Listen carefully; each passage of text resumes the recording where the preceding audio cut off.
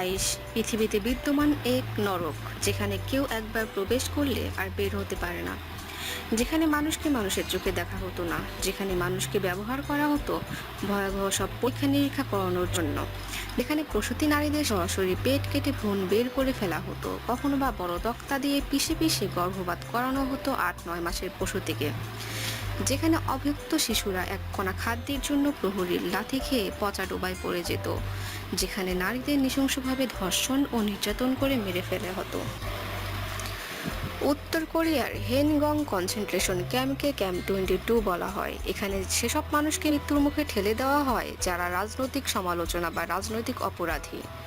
আরও ভালোভাবে বলতে গেলে উত্তর কোরিয়ার গ্রেট লিডারদের বিরুদ্ধে কোনো সমালোচনা বা রাষ্ট্রদ্রোহিতা করলেই অপরাধী নিজে তো জেলখানায় যাবেই, তার সাথে সাথে তার 3 প্রজন্মকেও জেলখানায় পৌঁছতে হতো।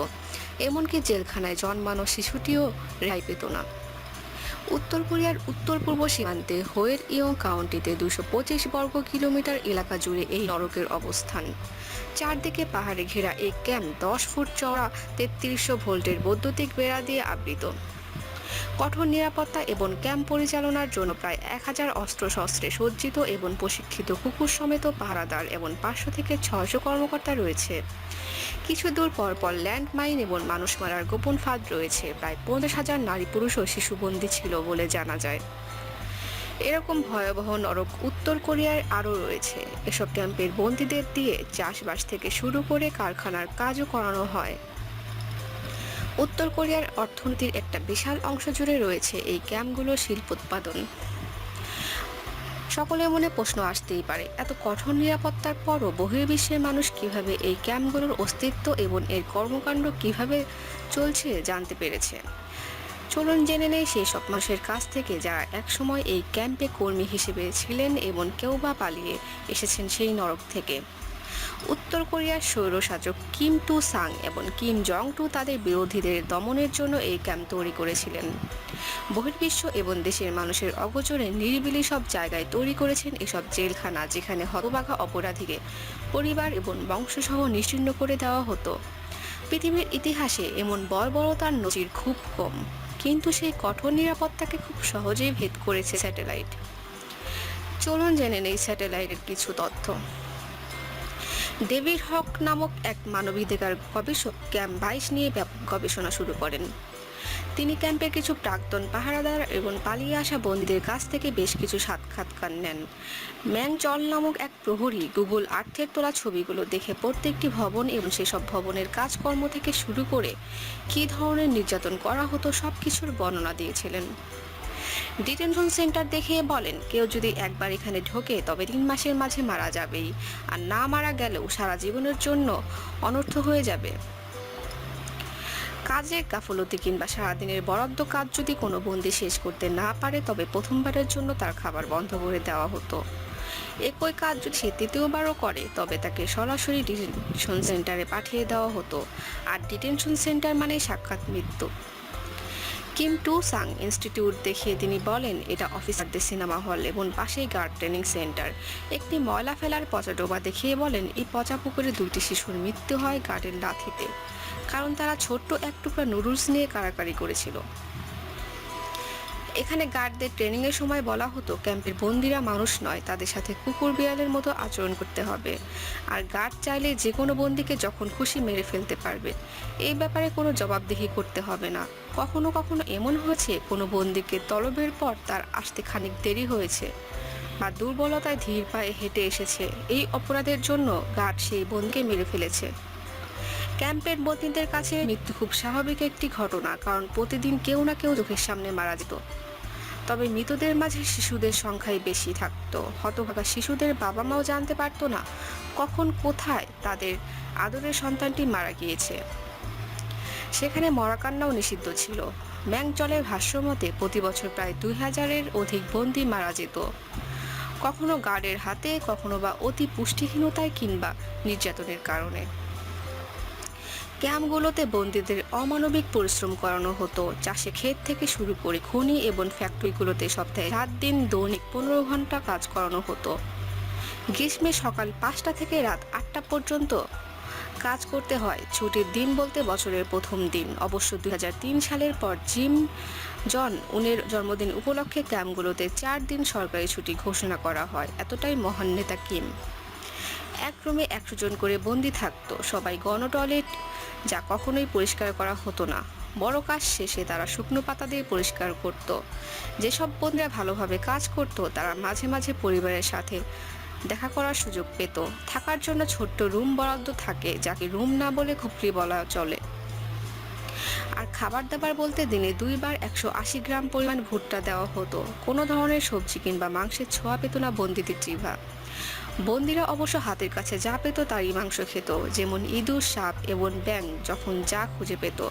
তবে প্রহরীদের চোখে পড়লে বেশ বিপদে পড়তে হতো বেচারাদের, তাই কখনো কখনো ইঁদুরের পচা মাংস কিংবা চামড়া না ছাড়িয়ে খেতে হতো, প্রহরী যেন দেখতে না পায়।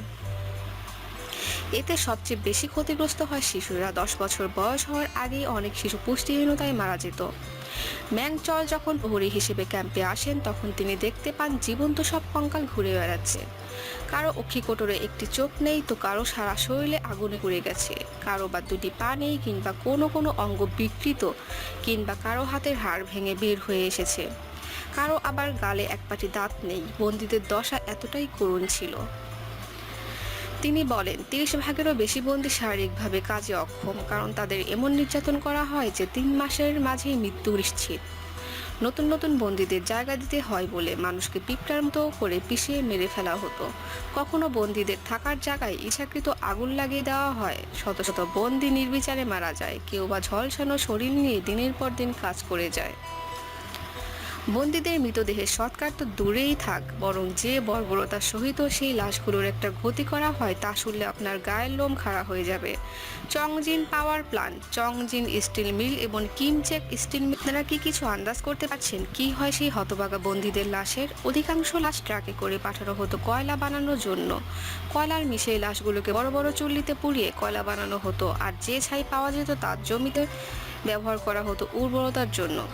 তিনি আরও বলেন, ক্যাম্পে সয়া সস, বিস্কুট এবং বিন পেস্টের একটা কারখানা রয়েছে, যেখানে শুধুমাত্র 20-30 বছর বয়সী সুন্দরী নারীরা কাজ করত, আর তাদের পরনে থাকতো পাতলা সাদা কাপড়। কর্তব্যরত অফিসার এবং গার্ডরা তাদের যখন ইচ্ছা ধর্ষণ করত। যদি কোনো নারী বাধা প্রদান করে তাকে ধর্ষণ করে মেরে ফেলা হয় কিংবা গায়ে আগুন লাগিয়ে দেওয়া হয়। এমনকি কিছু কিছু ক্যাম্পে নিয়ম করে নারীদের ধর্ষণ করা হতো। সবচেয়ে ভয়ঙ্কর ব্যাপারটি ঘটে নারীরা যখন গর্ভবতী হতো। ক্যাম্পের নারী বন্দীদের গর্ভবতী হওয়া সম্পূর্ণ নিষিদ্ধ ছিল, কারণ এতে ক্যাম্পের জনসংখ্যা বৃদ্ধি পাবে। কোনো নারী যদি সন্তান প্রসব করেও ফেলে তবে সদ্যজাত শিশুটিকে দেয়ালে আশ্রে মারা হয় কিংবা মাকে বাধ্য করা হয় নিজের সন্তানকে হত্যা করতে। গর্ভবতী নারীদের জোরপূর্বক পেট কেটে গর্ভপাত করানো হতো। কখনো বা ভারী পাথর হাতে নিয়ে দৌড় দিতে বলা হতো, কিংবা গর্ভবতীর পেটের উপর বড় তক্তা বসিয়ে দুপাশ থেকে 2 জন চাপ দিত। গর্ভপাতের বিষয়টি এতটাই ভয়াবহ যে অনেক সময় বন্দিনী মারাও যেত। এবার আসা যাক ক্যাম্পের অফিসিয়াল নির্যাতনের প্রসঙ্গে। বন্দীরা সবচেয়ে বেশি ভয় পায় এই নির্যাতন প্রক্রিয়াকে। বন্দীদের হাত মোটামুটি 60 সেন্টিমিটার উপরে একটি গরম পানির পাইপের সাথে বাঁধা হতো। এই অবস্থায় না পারা যায় বসতে, না পারা যায় দাঁড়াতে। তখন গার্ড ইচ্ছামতো মোটা মুগুর সদৃশ লাঠি দিয়ে পিটায়, লাথি দেয় কিংবা ঘুষি মারে। এভাবে টানা কয়েকদিন চলতে থাকলে একসময় শরীর প্যারালাইজড হয়ে যায় এবং বুকের সাথে হাতের সন্ধি খুলে আসে। নিলিং টর্চার বলে এক ধরনের নির্যাতনে বন্দির পায়ে রক্ত চলাচল বন্ধ হয়ে যায় এবং কিছুদিন পর প্যারালাইজড হয়ে বন্দির মৃত্যু ঘটতে বাধ্য।